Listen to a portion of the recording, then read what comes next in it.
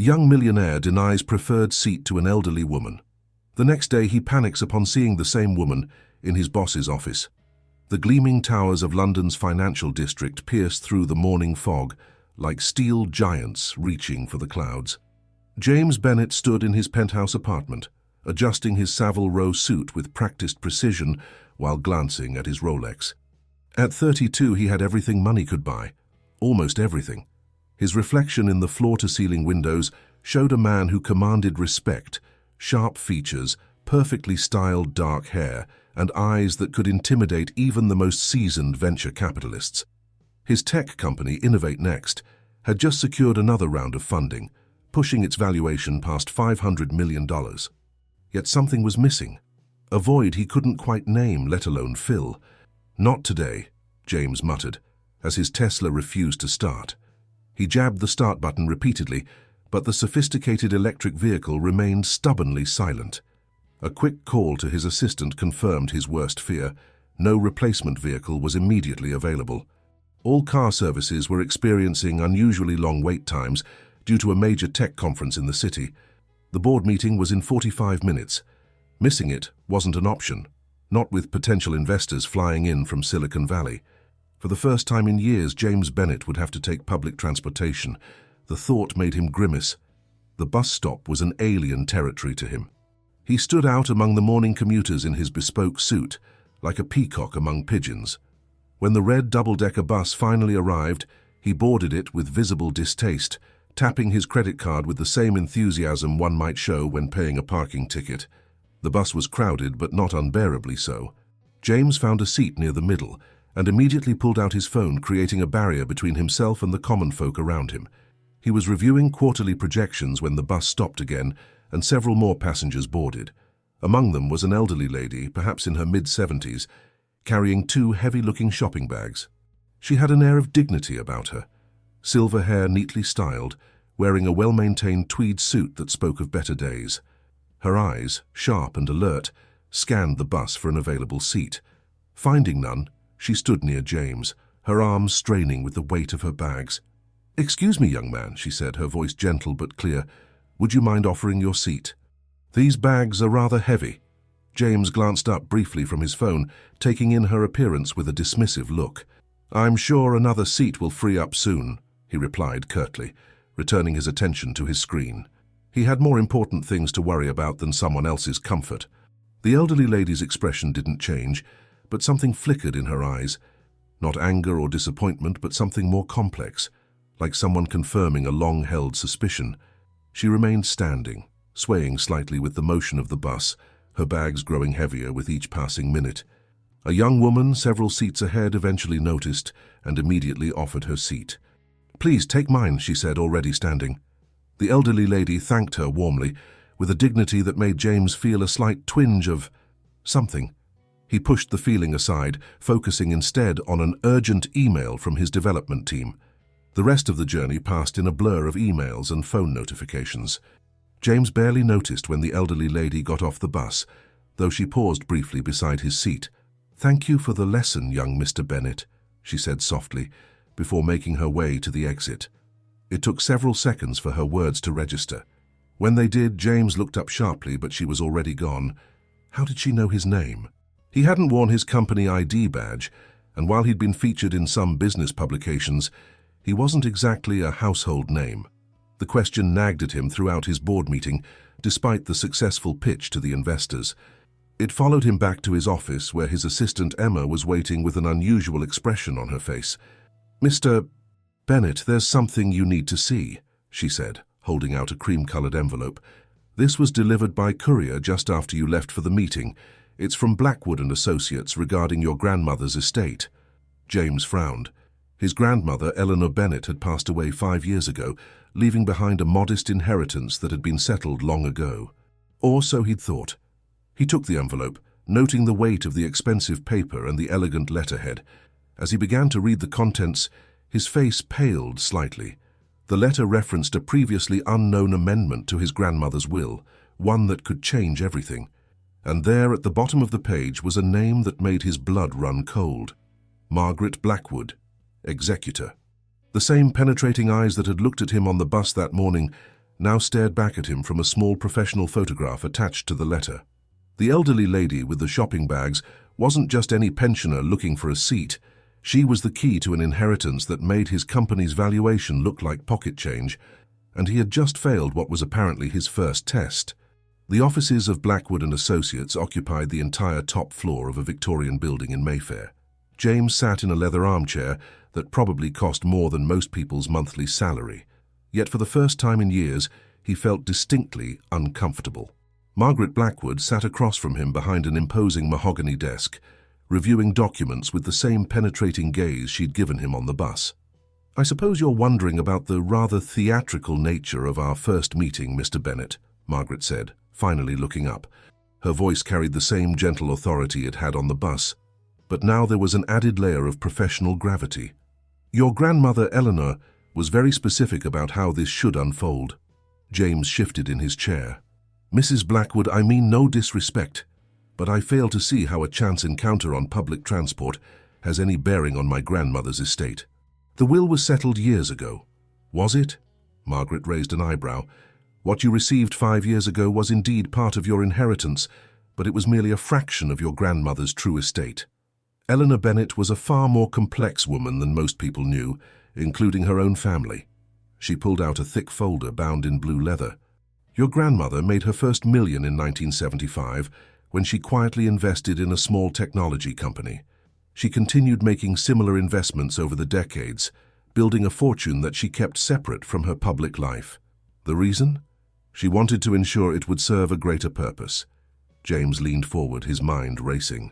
His grandmother, the same woman who had lived in a modest house in Surrey and clipped coupons from newspapers, had been secretly wealthy. "How much are we talking about?" "The current value of the hidden portfolio exceeds $1.2 billion, Margaret stated matter-of-factly, as if discussing the weather. She waited a moment for the information to sink in, watching as James's composed facade cracked slightly. "But there's a catch, isn't there?" James asked, his voice slightly hoarse. "The bus encounter wasn't a coincidence." Margaret's lips curved into a small smile. "Your grandmother knew you well, James. She worried that you'd lost something essential along the way, your humanity." She opened the folder and began reading. "I, Eleanor Bennet, being of sound mind, hereby declare that my grandson, James William Bennet, shall inherit my full estate under the following conditions. He must spend 1 year working as a volunteer at the Primrose Hill Care Home under the supervision of my dear friend and executor Margaret Blackwood. She watched you grow from a compassionate child into a man focused solely on personal success.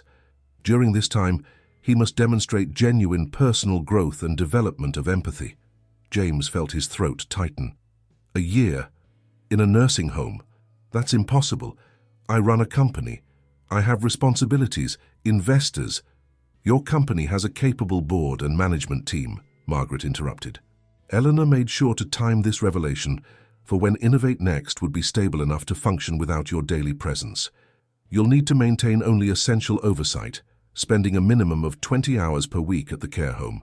She continued reading. "My grandson must complete this requirement without revealing the existence of this inheritance to anyone. Any breach of confidentiality, any attempt to circumvent these conditions, or any failure to show genuine effort will result in the entire estate being donated to charitable causes." The room fell silent as James processed the information. £1 billion. The kind of money that could transform Innovate Next from a successful startup into a global tech giant. All he had to do was spend some time with old people and convince this woman he'd become a better person. "And who determines if I've shown genuine effort?" James asked, already strategizing. Margaret's eyes twinkled with knowing amusement. "I do, Mr. Bennet. And before you start planning how to deceive an old lady, remember, I've spent 50 years as a solicitor, specializing in wills and probate. I've seen every trick, every manipulation, every false performance of virtue. Your grandmother chose me for a reason." She stood up, smoothing her tweed skirt. "You start tomorrow at 9 a.m. Wear comfortable shoes and clothes you don't mind getting dirty. Oh, and don't bother bringing your phone. It won't be allowed during your shifts." "Tomorrow?" James protested. "I have meetings, commitments." which you'll need to reschedule if you want any chance at the inheritance, Margaret said firmly. Consider this your first lesson in putting others before your convenience. She walked to the door and opened it. Welcome to your year of transformation, Mr. Bennet. I do hope you're ready for what's ahead. As James stood to leave, still reeling from the revelations, Margaret added one final comment. Your grandmother also left you a message. She handed him a sealed envelope. She asked that you read it tonight alone, when you're ready to begin this journey with an open heart. James took the envelope, its weight seeming to represent the burden of decisions and changes to come. As he left the office, his mind was already racing with possibilities, both of what he could do with such wealth and of what lay ahead in the care home. One thing was certain. His life would never be the same after this day.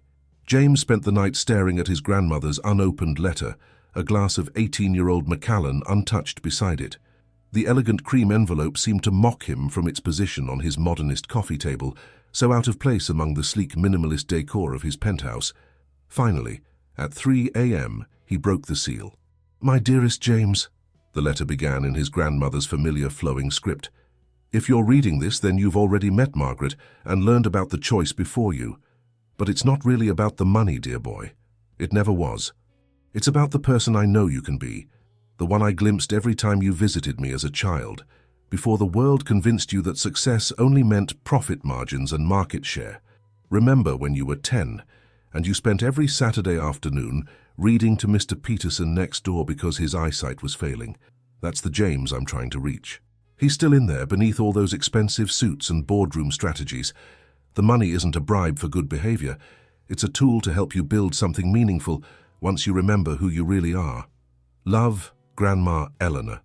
James folded the letter carefully, his throat unexpectedly tight. He'd forgotten about Mr. Peterson and those Saturday afternoons. How had he forgotten that? Morning came too quickly. Trading his usual Tom Ford suit for dark jeans and a cashmere sweater, James arrived at Primrose Hill Care Home at precisely 8:55 a.m. The Victorian building stood in stark contrast to the glass and steel structures he was accustomed to, its red brick walls covered in ivy, its windows warm with light despite the grey London morning. Sarah Mitchell, the head nurse, met him at the entrance. She was younger than he expected, probably in her early 30s, with auburn hair pulled back in a practical bun and intelligent green eyes that seemed to look right through his carefully constructed facade. Mr. Bennet, she said, extending her hand. Her grip was firm, professional. Margaret told us you'd be joining our volunteer program. Fair warning, we're understaffed and overworked, so if you're expecting to stand around and look pretty, you're in for a surprise. I assure you, Ms. Mitchell, I'm here to work, James replied, adopting his board meeting voice. Sarah's raised eyebrow suggested she was less than impressed. Good. Your first task is helping Mr. Harrison with his breakfast. He has tremors in his hands, so he needs assistance, but he's fiercely proud. Treat him with anything less than complete respect, and you'll answer to me. She started walking, clearly expecting him to follow. Anne dropped the corporate tone. This isn't the stock exchange. The care home's interior was clean but lived in, with comfortable furniture that had seen better days and walls covered in photographs and artwork. The smell was a mixture of disinfectant, cooking, and something indefinably institutional that made James's nose wrinkle. In the dining room, residents were already gathering for breakfast. Some moved independently, others with walkers or wheelchairs, a few assisted by staff members. Sarah led James to a table where a distinguished-looking gentleman sat, his white hair neatly combed, wearing a bow tie that slightly missed matching his cardigan. Mr. Harrison, this is James. He'll be helping you with breakfast today, Sarah introduced them. James, remember what I said. She gave him a meaningful look before departing to help other residents. So, Mr. Harrison said, his voice cultured but slightly shaky, they've assigned me a new young man to patronize me, have they? His hands trembled as he reached for his teacup, but his eyes were sharp and challenging. James felt his carefully prepared script evaporate. This wasn't a business negotiation or a pitch meeting. This was something else entirely. Actually, sir, he found himself saying, I was rather hoping you might help me. I'm new here, and I could use some guidance on how things work. Something in Mr. Harrison's expression shifted slightly. Pull up a chair, young man, he said after a moment. First lesson, the porridge here is always slightly lumpy on Tuesdays. Best to add extra honey to make it palatable. Over the next hour, James learned more about dignity, patience, and the art of conversation than he had in all his business courses combined. Mr. Harrison, it turned out, had been a professor of classical literature at Oxford. His tremors might have betrayed his body, but his mind was as sharp as ever. When Sarah returned to check on them, she found James completely engrossed in a discussion about the parallels between modern tech startups and Greek tragic heroes, while discreetly helping Mr. Harrison manage his toast and tea. "Not bad for a first attempt," she said quietly as James was leaving the dining room. "But the morning's just beginning. Mrs. Chen needs help sorting her photographs and she only speaks Mandarin. Let's see how you handle that." James loosened his sweater's collar slightly. He had negotiated million-pound deals, launched revolutionary products, and faced down the toughest venture capitalists in Europe.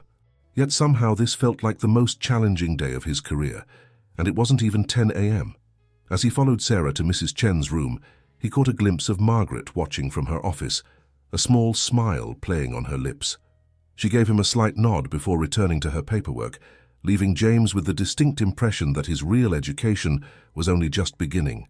2 weeks into his new routine, James found himself doing something he'd never imagined, rushing through a board meeting. His thoughts kept drifting to Mrs. Chen's upcoming birthday celebration, which he'd promised to help organize. The elderly woman had finally warmed up to him after he'd spent hours learning basic Mandarin phrases through a secretly worn wireless earbud. "Mr. Bennett?" Emma, his assistant, was looking at him expectantly. The entire boardroom had fallen silent. "The quarterly projections?" "Yes, of course." James straightened in his chair, forcing himself to focus. The numbers were excellent. Innovate Next was exceeding all expectations. Yet somehow the usual thrill of success felt hollow compared to the smile he'd received from Mrs. Chen when he'd finally pronounced good morning correctly in her native tongue. "As you can see," he continued, gesturing to the projection screen, "our AI integration platform has captured a significant market share in the healthcare sector." He paused, a thought suddenly striking him. "Actually, I've been considering a new initiative." The board members leaned forward, intrigued. James Bennett's new initiatives had a history of turning into gold mines. "Our platform could be adapted for elder care facilities, remote monitoring, automated medication reminders, emergency response systems, all integrated into one user-friendly interface." The words tumbled out as he remembered Mr. Harrison struggling with his medication schedule. "We could make a real difference in people's lives." The room erupted in discussion. James caught Sarah Cooper, his head of development, giving him a curious look. This wasn't his usual style. He typically focused on maximum profit potential rather than social impact. After the meeting, Sarah caught up with him in the corridor. "Eldercare technology? That's unexpected. Since when do you care about the senior market?" James adjusted his tie, buying time. "Market diversification is always good business," he said smoothly. But Sarah's raised eyebrow told him she wasn't buying it. "You've been different lately," she observed. "Distracted during meetings, leaving the office early on Tuesdays and Thursdays, turning down client dinners. There's a rumor going around that someone saw you on a bus." "I've been consulting on a special project," James replied carefully, remembering Margaret's warning about confidentiality. "Speaking of which, I need to leave. Emergency meeting." The emergency meeting was actually his promised appearance at the care home's weekly music session. As he hurried through the lobby, his phone buzzed with messages from potential investors. But for the first time in his career, James let them wait. He arrived at Primrose Hill just as Sarah Mitchell was setting up the recreation room. She looked up as he entered, surprise flickering across her face. "You actually came." "I half expected some corporate emergency to come up."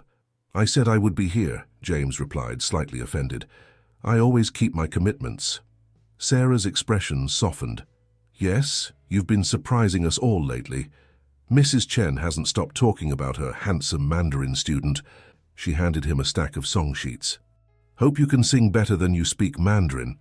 The next hour was unlike anything in James's extensive business experience.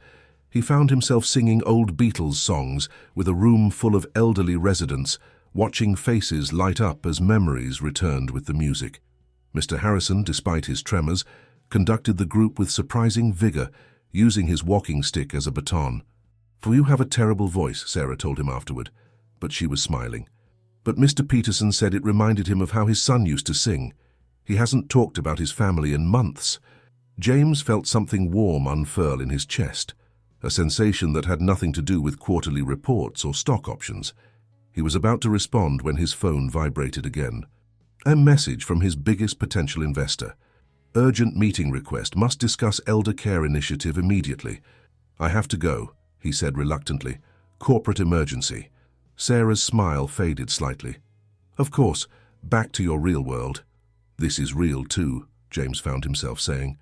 It's just, different. As he hurried out, he passed Margaret's office.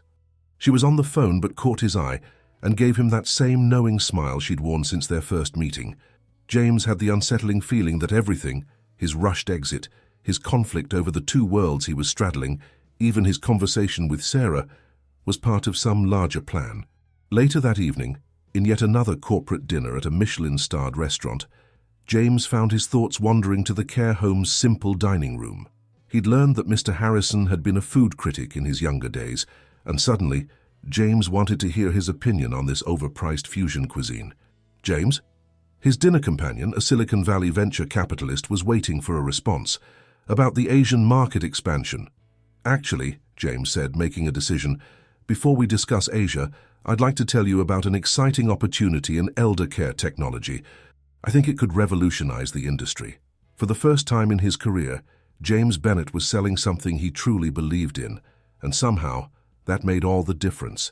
3 months into his double life, James found himself sitting in Mrs. Chen's room, surrounded by old photographs spread across her floral bedspread. His Mandarin had improved enough to understand her basic stories, though he still relied heavily on her granddaughter, Lucy's occasional translations during her visits. This one, Mrs. Chen said in Mandarin, holding up a sepia-toned photograph. Wedding day. The image showed a young couple, both beaming with joy, standing beneath a cherry blossom tree. Beautiful, James replied carefully in Mandarin, then added in English, You look very happy. Mrs. Chen's eyes misted over. Love, she said in English, one of the few words she knew, patting her heart. Like you, and Nurse Sarah. James nearly dropped the photo he was holding. Oh no, Mrs. Chen, Sarah and I aren't. We're just colleagues. The elderly woman gave him a knowing look that reminded him disconcertingly of Margaret. Heart sees truth, she said in Mandarin, tapping her chest again. Before James could protest further, Sarah appeared in the doorway. She was wearing her usual practical uniform, her auburn hair escaping from its bun after a long day. Yet something about the sight of her made James's carefully ordered world tilt slightly. Sorry to interrupt, Sarah said, but Mr. Harrison is asking for you, James. Something about needing your opinion on a business matter. James carefully returned the photos to Mrs. Chen, who was still smiling that knowing smile. As he passed Sarah in the doorway, their arms brushed slightly, and he felt an unexpected jolt of awareness. He found Mr. Harrison in the garden, sitting in his favorite spot beneath an old oak tree. The elderly professor had become something of a mentor to James, though neither of them would admit it openly. Ah, James, Mr. Harrison said, looking up from his tablet. Tell me, what do you know about cryptocurrency? James blinked in surprise. I have some experience with it. Why? Because, Mr. Harrison said, showing him the screen, I believe I've just been offered an investment opportunity that, as you young people say, is too good to be true. Looking at the obvious scam email, James felt a surge of protective anger he'd never experienced in business. Mr. Harrison, please don't respond to this. It's a fraud scheme targeting seniors. In fact, he pulled out his phone and began typing rapidly. I'm going to have my team develop a digital literacy program for the care home. Basic security, scam recognition, safe browsing. There you go again, Mr. Harrison said quietly, trying to fix everything with technology. Isn't that a good thing? It's a tool, my boy, but sometimes people need more than tools. They need connection. Understanding. He gestured to the garden around them. Look at this place. We have all the latest medical equipment, emergency response systems, everything money can buy. But do you know what makes the real difference? People like you and Sarah, who take the time to truly see us. James fell silent, thinking about the elder care initiative he'd been pushing at Innovate Next. He'd been so focused on the technology, on creating systems and solutions, that he'd almost missed the human element. Speaking of Sarah, Mr. Harrison continued with fake innocence that reminded James of Mrs. Chen. "She's quite remarkable, isn't she?" "She is," James agreed before he could stop himself. "But it's not. We're not. You know what the Greeks said about denial, Mr. Harrison mused, his academic tone belied by the twinkle in his eyes. "It's often the surest sign of truth." The conversation was interrupted by Margaret, who appeared with her usual impeccable timing. "Mr. Bennett, a moment, please." In her office, Margaret handed him a file. "Quarterly progress report," she said. "Your grandmother's solicitors require regular updates on your development." James skimmed the document, his eyes widening. Margaret had documented everything: his interactions with residents, his growing facility with Mandarin, his suggestion for the digital literacy program. But it was the personal observations that caught his attention. "Subject shows increasing signs of genuine empathy and emotional investment," he read aloud. "Traditional defensive mechanisms appear to be weakening, particularly in interactions with staff and residents." He looked up at Margaret. "You make me sound like a science experiment." "Aren't you?" she asked mildly. The cold, calculating businessman discovering his humanity. It would make quite the story. "Is that all this is to you? A story?" Margaret's expression softened slightly. "No, James. This is about fulfilling a promise I made to your grandmother. She saw something in you that you'd forgotten was there. I'm simply documenting its re-emergence." As James left her office, he passed Sarah in the corridor. She was helping Mrs. Chen walk to the dining room, supporting the elderly woman with gentle patience. Watching them, James felt that now familiar warmth in his chest, along with something else, a growing uncertainty about which of his two worlds was really the artificial one. His phone buzzed. Another crisis at the office, another demanding investor, another opportunity to prove his business prowess. Once these messages would have energized him.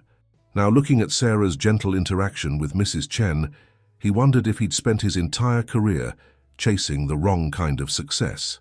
The crisis came on a rain-soaked Thursday morning. James was preparing for the most important presentation of his career, a potential merger that would triple Innovate Next's value overnight. His phone lit up with Sarah's number just as he was rehearsing his opening statements. "James?" Her voice was tense. "Mr. Harrison has had a fall. He's okay, but he's refusing to let the medical team examine him. He keeps asking for you." James glanced at his watch. The merger meeting was in 2 hours. The flight to Edinburgh, where the potential partners were waiting, would take 90 minutes. If he left now, he could just make it. "He's really distressed," Sarah continued. "I've never seen him like this. He keeps muttering about some promise he made to his late wife about staying in their house. I think he's confused, thinking he's back there."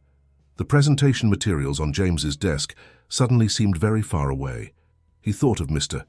Harrison's trembling hands, his proud bearing, his quiet wisdom, the man who'd taught him more about leadership in 3 months than all his MBA professors combined. "I'll be there in 20 minutes, James heard himself say. He was already pulling off his tie. "But isn't today your big merger meeting? The one you've been talking about all week?" "It is." James was pulling up his car service app. "Tell Harrison I'm coming." Emma nearly fainted when he told her to reschedule the merger meeting. "But sir, they've flown in from 3 continents. The press is already gathering." "Then they can gather again next week," James said firmly. "Family emergency." The words surprised him as much as Emma. Since when had he started thinking of the care home residents as family? He found Mr. Harrison sitting on the floor of his room, back against the wall, refusing all attempts to help him up. Sarah hovered nearby, concern etched on her face. When she saw James, still in his suit trousers but wearing a hastily donned jumper, relief flooded her features. "Professor," James said softly, using the title he knew Mr. Harrison missed. "I hear you're redecorating your room in a rather unconventional way." A flicker of recognition crossed the elderly man's face. "James? But Margaret said you had an important meeting." "Nothing that can't wait." James sat down on the floor beside him, ignoring the protest of his bespoke trousers. "Want to tell me about this promise to your wife?" For the next hour, James listened as Mr. Harrison talked about his late wife, their house in Oxford, and the promise he'd made never to leave it. Gradually, the confusion cleared from his eyes, reality seeping back in like the weak sunlight through the windows. "I'm not there anymore, am I?" he finally asked quietly. "No," James replied gently, "but you're among friends here."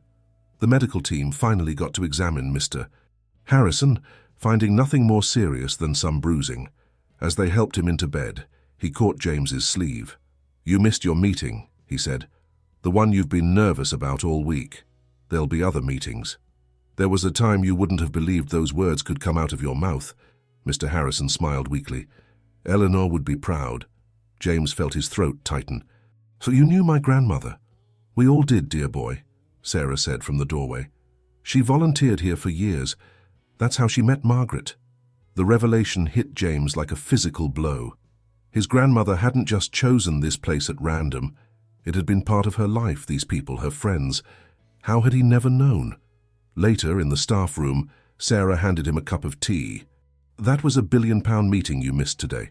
"The merger numbers leaked to the press," James admitted, showing her his phone.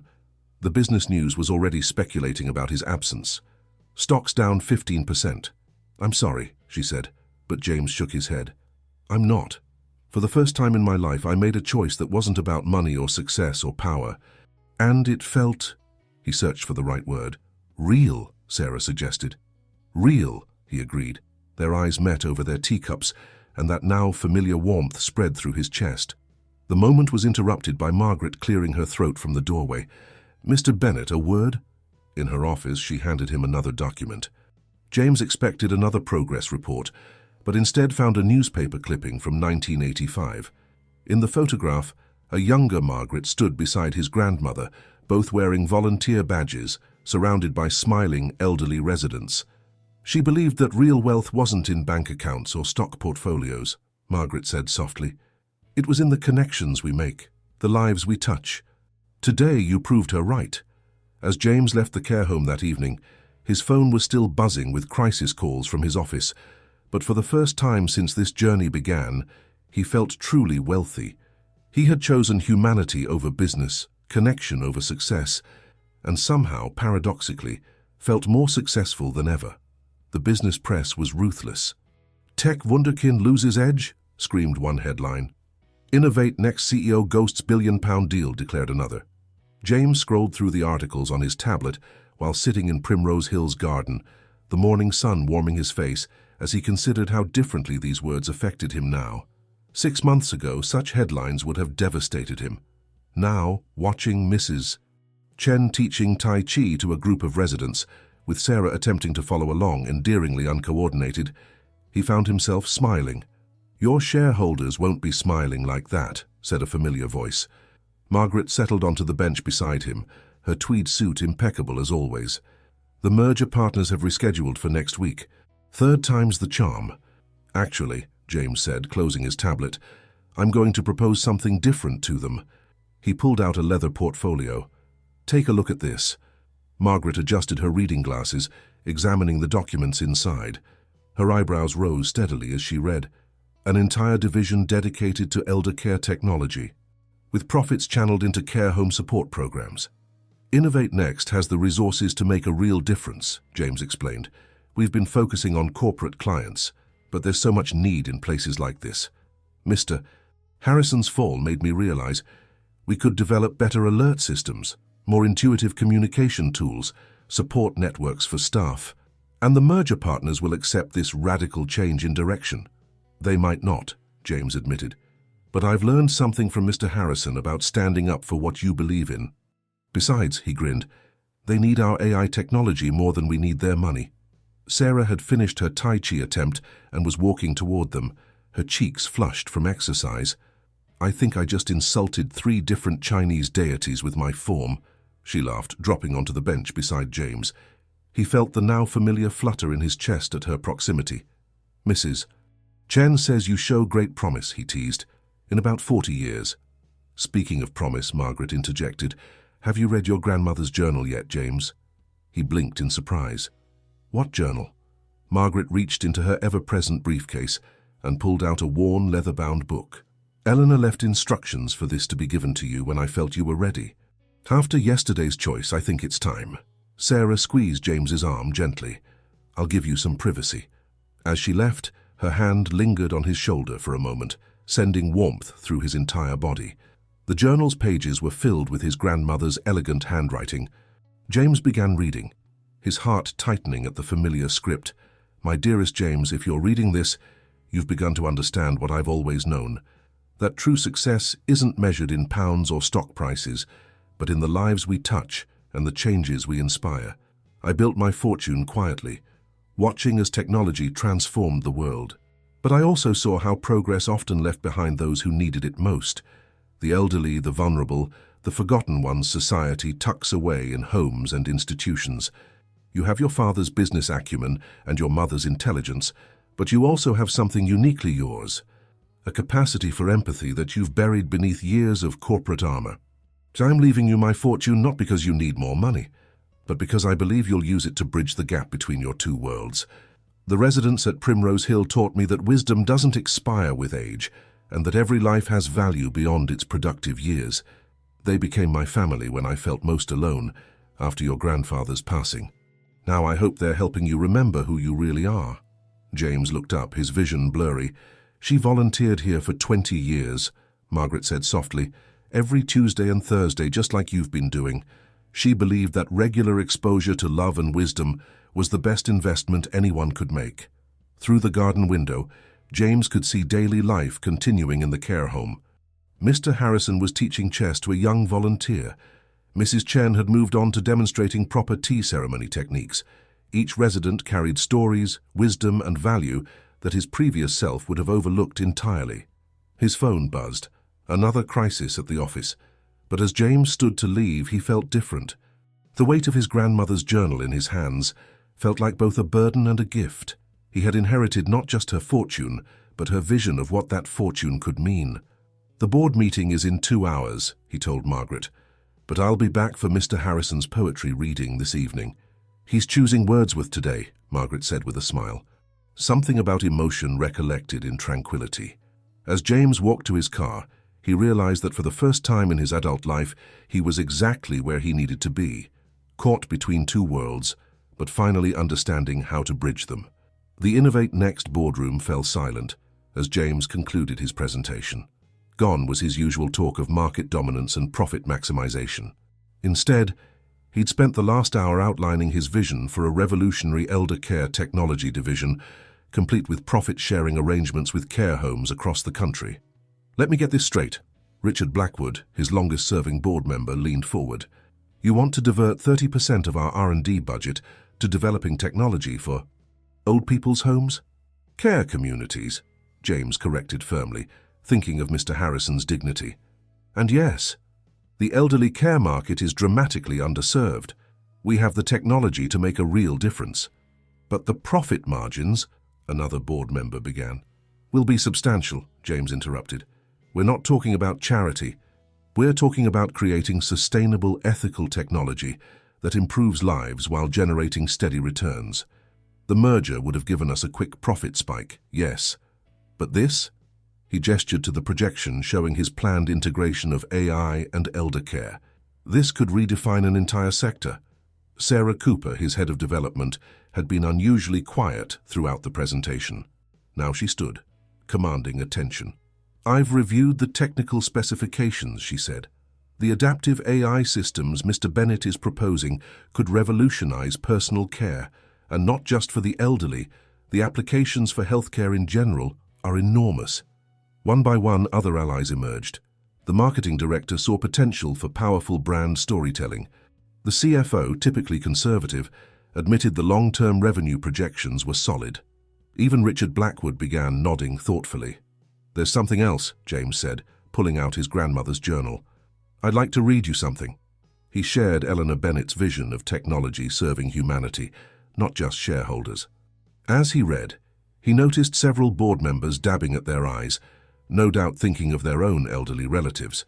The vote wasn't unanimous, but it was decisive enough. Project Primrose, as James had named it, would proceed. Leaving the boardroom, Sarah Cooper caught up with him. "That wasn't just business for you, was it?" she asked. "This is personal." "Everything's personal now," James admitted. "That's what I've learned at Primrose Hill. Every spreadsheet affects real lives. Every decision impacts real people. Speaking of Primrose Hill, Sarah smiled, tell Nurse Mitchell I'm coming by tomorrow to discuss technical requirements. We'll need her expertise to make this work. James felt his heart skip. He hadn't mentioned Sarah Mitchell to his development team. How did you know about her? Sarah's smile turned knowing. Your face changes when you talk about the care home. I figured there had to be a reason.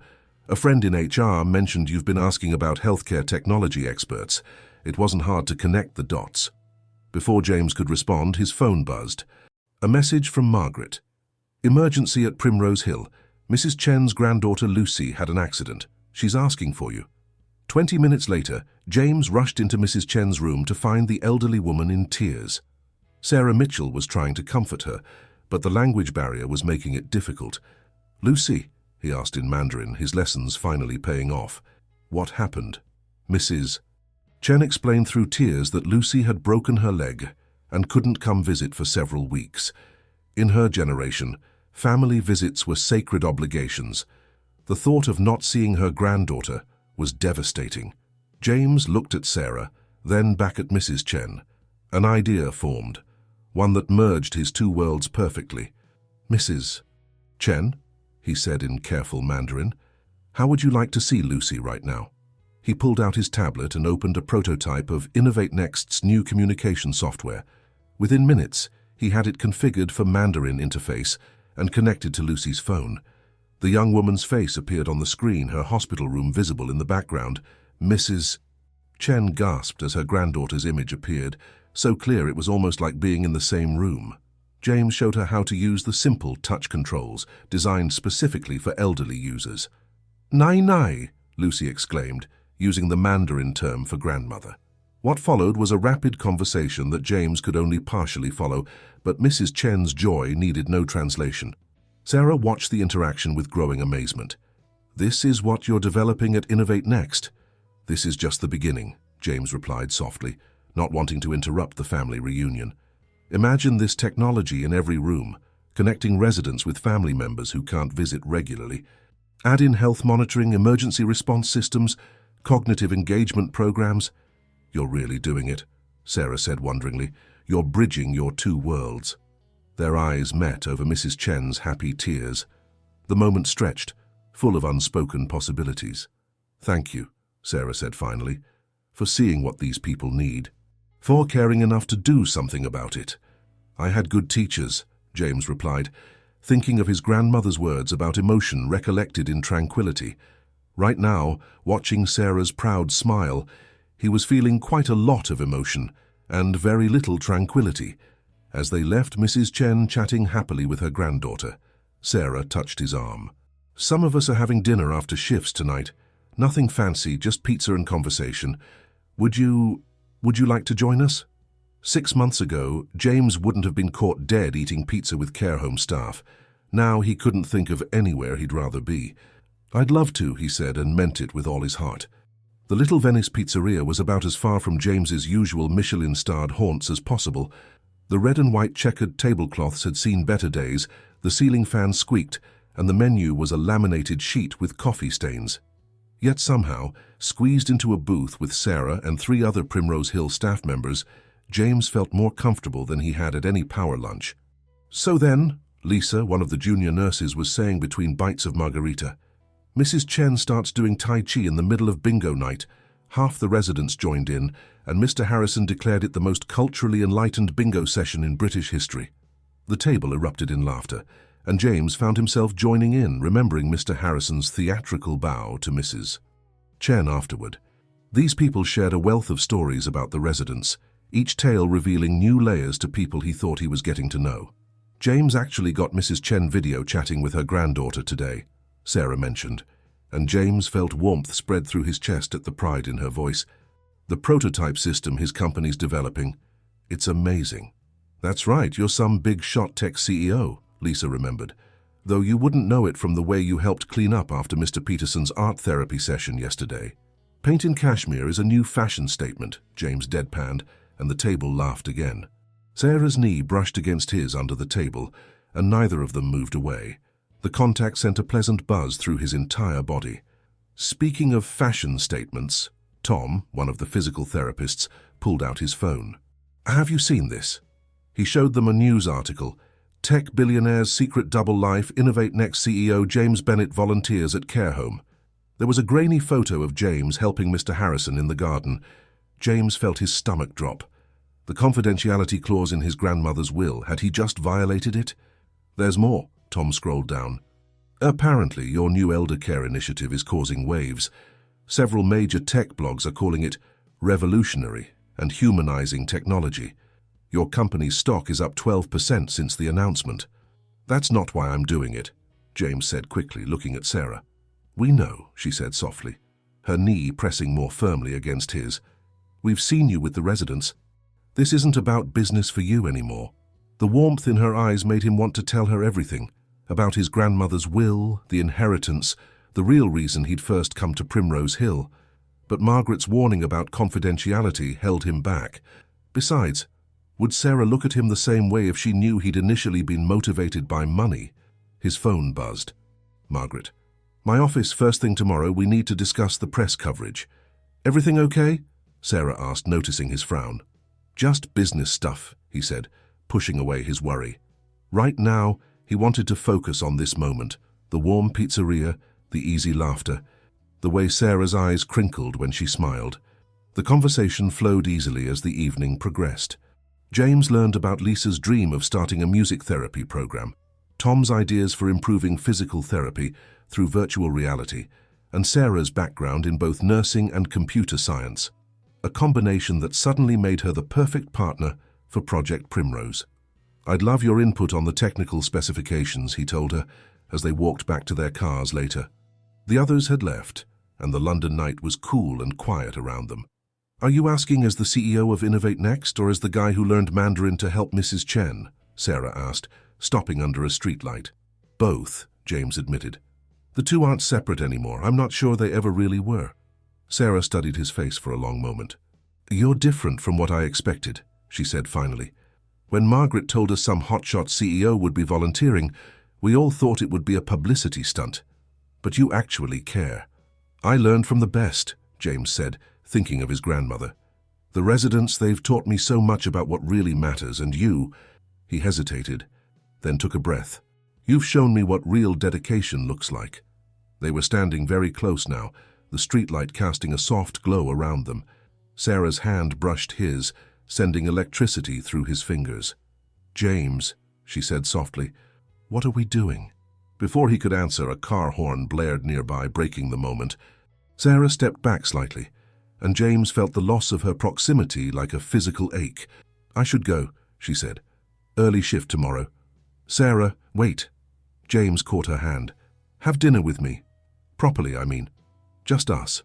She squeezed his hand, but didn't answer immediately. "There's something about you," she said finally. "Something you're not telling me." James felt his heart sink. She was more perceptive than he'd realized. "You're right," he admitted. "There are things I can't explain yet, but I promise you, everything I've shown you, who I am at Primrose Hill, how I feel about the residents, about you, that's all real." Sarah considered this, then smiled slowly. "Friday night," she suggested. "Somewhere without checkered tablecloths?" "Actually," James said, "I know a great pizza place." Her laugh echoed in his ears long after they'd said goodnight, drowning out his worry about tomorrow's meeting with Margaret. Whatever consequences came from the press coverage, whatever complications lay ahead, James knew one thing with absolute certainty. He was falling in love not just with Sarah, but with the simple, profound humanity of his new world. Margaret's office felt unusually cold the next morning.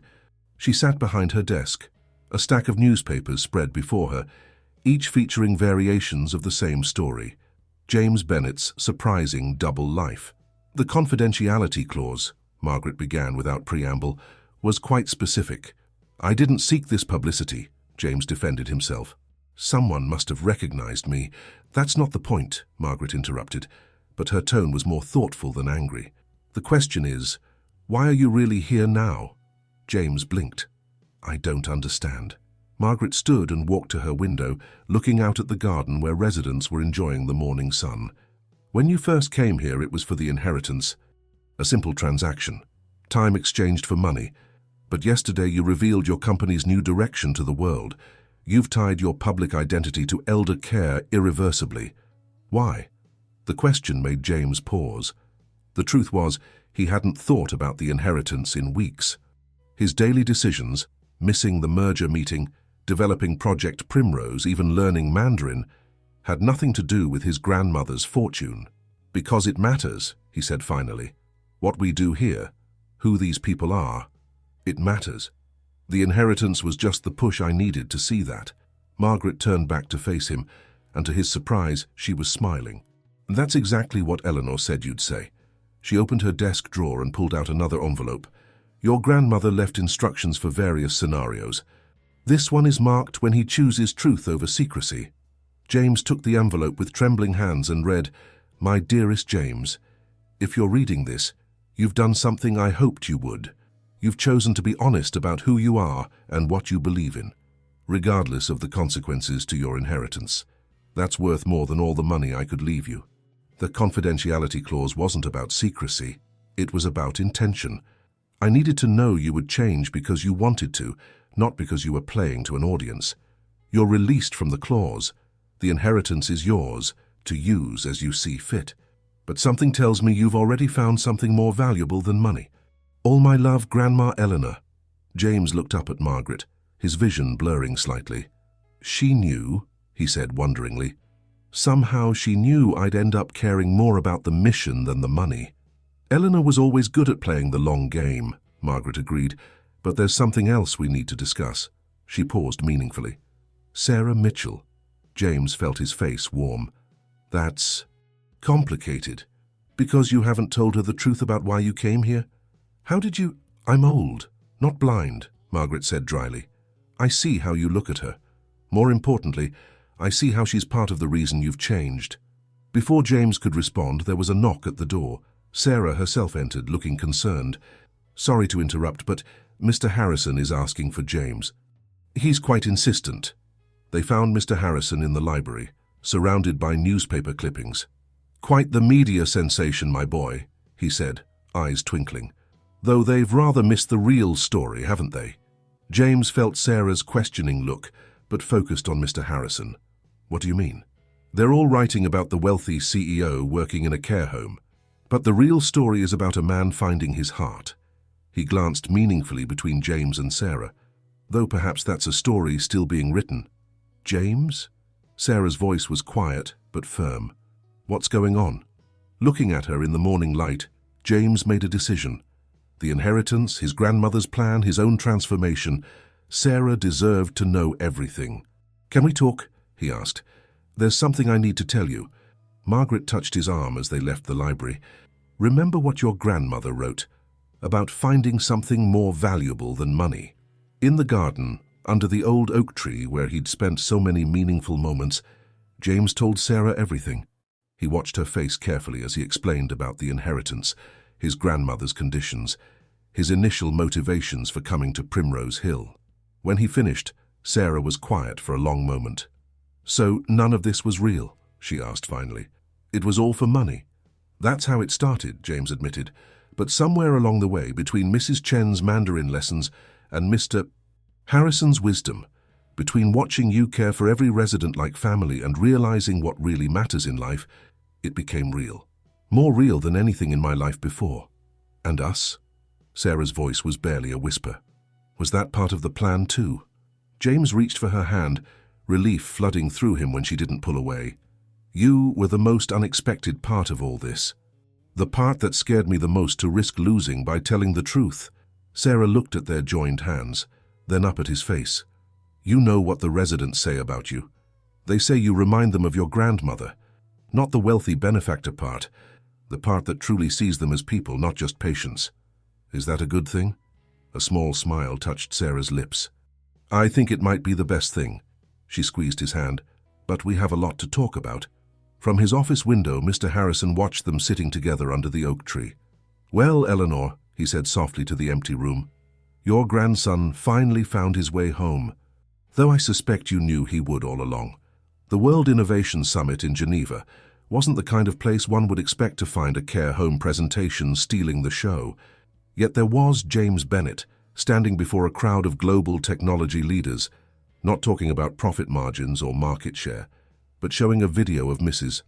Chen teaching Tai Chi to residents while using Innovate Next's new adaptive movement tracking system. "Technology without humanity is just expensive noise," James said, his voice carrying across the hushed auditorium. "We've spent decades creating solutions for efficiency, but what about solutions for dignity, for connection, for joy?" The video shifted to show Mr. Harrison using a simplified tablet interface to conduct a virtual literature class for other care homes across the country. His Shakespeare readings now reached hundreds of elderly literature enthusiasts who could no longer attend traditional classes. In the front row, Sarah watched with pride. She'd helped design many of these systems, combining her nursing experience with James's technical resources.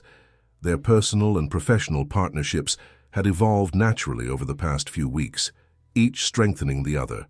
"Ladies and gentlemen," James continued, "I'm not here to pitch a product. I'm here to propose a revolution in how we view elderly care technology. And I'm not alone." He gestured to the screen where a live stream from Primrose Hill appeared. Residents and staff waved to the conference audience, with Margaret and Mr. Harrison in the center. The authenticity of the moment, elderly people embracing technology on their own terms, captured the audience's imagination. The standing ovation lasted 5 minutes. Afterward, in the quiet of their hotel suite, Sarah found James standing by the window, looking out over Lake Geneva. "You've started something big," she said, wrapping her arms around him from behind. "The conference organizers said they've never had so many inquiries about a presentation." James turned to face her. "We've started something big," he corrected. "I couldn't have done any of this without you. Your insights, your experience, you helped me see what was really possible." "Charmer," Sarah smiled, but her eyes were serious. "Are you ready for what comes next? The major care providers are all wanting to implement your systems. You'll have to scale up dramatically." "Our systems," James emphasized. "And yes, I'm ready. But not the way they might expect." He led her to the couch and pulled out a folder. "I want you to look at something." The documents inside detailed a new organizational structure for Innovate Next. The Elder Care Division would become the company's primary focus, with Sarah proposed as Chief Innovation Officer. "You want me to leave nursing?" Sarah asked, surprised. "No," James said quickly. "I want you to transform nursing. With your experience and our resources, we can revolutionize how technology serves caregivers and residents. But," he added, "there's something else you should see first." He handed her another document, the full text of his grandmother's will, including the recently unsealed portions. "The true purpose of wealth is to enrich lives, not bank accounts," Sarah read aloud. "I leave this fortune not as a reward for following instructions, but as a tool for continuing the work of making every life dignified, connected, and valued." She looked up at James. "She was quite something, your grandmother." "She knew what I needed before I did," James agreed. "Just like she somehow knew I'd find you." He took Sarah's hand. "The inheritance isn't just money, it's a mission, and I can't think of anyone I'd rather share it with." Sarah was quiet for a moment, processing everything. "You know," she said finally, "when we first met, I thought you were just another rich businessman playing at charity. Then I watched you learn Mandarin for Mrs. Chen, sit for hours listening to Mr. Harrison's stories, truly care about making their lives better. And now," she squeezed his hand, "now I see exactly what your grandmother saw, someone who just needed to remember who he really was." A notification pinged on James's tablet. Mr. Harrison was about to begin his evening poetry reading, broadcast to care homes across the UK. They had promised to watch. As they settled in to listen, Sarah resting against James's chest, Mr. Harrison's voice filled the room. "Two roads diverged in a wood, and I took the one less traveled by, and that has made all the difference." James smiled, thinking of how his own road had diverged that day on the bus. His grandmother had given him more than an inheritance. She'd given him a chance to find his true path. "We should head back tomorrow," Sarah said softly. "Mrs. Chen's birthday celebration is coming up, and she's insisting on teaching everyone the proper tea ceremony." "Wouldn't miss it for the world," James replied, and meant it more than any business deal he'd ever made. 1 year to the day after James had first stepped onto that fateful bus, Primrose Hill Care Home's garden was transformed into a fusion of English garden party and Chinese tea ceremony. Paper lanterns swayed in the gentle breeze, while traditional British bunting fluttered alongside red Chinese good luck symbols. Mrs. Chen, resplendent in a traditional kipao, presided over the tea ceremony with elegant authority. The sight of Mr. Harrison attempting to master the precise movements of the ritual, his tremors now significantly improved thanks to Innovate Next's adaptive therapy technology, brought smiles to everyone's faces. "Your grandmother would have loved this," Margaret said, appearing beside James as he watched the celebrations, "though I suspect she's watching somehow." James nodded, touching the small box in his pocket. "I hope so. There's something she needs to see." The party was also a celebration of Primrose Hill's transformation. The care home had become a model for integrating technology with compassionate care. Screens throughout the building showed residents from other homes joining the celebration virtually, using the communication systems that had started with Mrs. Chen's video calls to her granddaughter. Sarah approached, looking radiant in a blue dress, having just finished helping a group of residents with their tea ceremony positions. "Everything's ready," she whispered to James. He took her hand and stepped forward, gently tapping his teacup with a spoon. The garden fell quiet. "A year ago," James began, "I stood at a bus stop, annoyed that my Tesla wouldn't start. I was wealthy, successful, and completely lost without knowing it." He smiled at Mrs. Chen. "I didn't know that refusing to give up my seat that day would lead to the greatest journey of my life." He turned to Margaret. "My grandmother left me an inheritance with conditions. I had to prove I could become a better person. What she really left me was something far more valuable. She left me this family." James gestured to the residents and staff. "Mr. Harrison, who taught me that wisdom doesn't retire. Mrs. Chen, who showed me that patience and persistence can bridge any gap. Every resident here who helped me remember who I really was beneath the corporate armor." He squeezed Sarah's hand. "And someone special who helped me understand what my grandmother meant about true wealth." James reached into his pocket and withdrew the small box. Inside was an antique key. "This was my grandmother's," he explained. "It opened her first office, where she made the investments that built her fortune. Today it opens something else." He handed Margaret an envelope. Inside were documents transferring ownership of Primrose Hill Care Home to a new charitable trust, endowed with half of his inheritance. "The residents will never have to worry about corporate budget cuts or being displaced," James announced. "And every innovation we develop at Innovate Next will be available here first, free of charge." Tears shone in Margaret's eyes as she read the trust's name, the Eleanor Bennett Memorial Trust for Dignified Living. But James wasn't finished. He turned to Sarah, still holding the key. "My grandmother believed that real wealth was found in the connections we make and the lives we touch." She was right. He dropped to one knee and the garden fell absolutely silent. "Sarah Mitchell, you've helped me build bridges between technology and humanity, between my past and future, between who I was and who I want to be. Will you help me build one more, between your life and mine?" The key was attached to a delicate ring that had belonged to his grandmother. Sarah's eyes filled with tears as she recognized it. She had admired it in an old photograph just weeks ago. "Yes," she whispered, then laughed through her tears.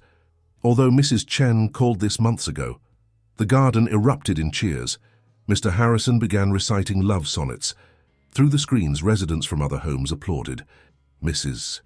Chen dabbed at her eyes while declaring in Mandarin that she had known all along this would happen. Later, as the sun set over the garden, James and Sarah walked to the old oak tree where so many important conversations had taken place. A soft breeze rustled the leaves carrying the scent of roses from Eleanor's memorial garden. "Your grandmother's conditions for the inheritance," Sarah said softly. "Did Margaret ever officially sign off on them?" James smiled. "She did, but it doesn't matter anymore. The money was never the real inheritance." He looked around at the joyful scene, residents chatting with their virtual friends through screens, Mr. Harrison teaching poetry to a global audience, Mrs. Chen planning virtual Tai Chi sessions, all of them connected through technology that preserved their dignity and independence. "The real inheritance was the chance to make a difference," he continued. "To remember that success isn't about what you own, but about who you become and whose lives you touch." Sarah leaned her head on his shoulder. "I think Eleanor knew that all along." She did, James agreed. Just like she knew I'd need someone special to help me figure it out. Above them, the first stars appeared in the darkening sky. In the garden, the paper lanterns cast a warm glow over the remaining partygoers. Mr. Harrison had convinced Mrs. Chen to combine Tai Chi with Shakespeare recitations, creating something entirely new and wonderful. Life had come full circle, but it was really just beginning. James had inherited more than money. He had inherited a mission, a family, and a love that bridged all worlds. And somewhere he was sure Eleanor Bennet was smiling.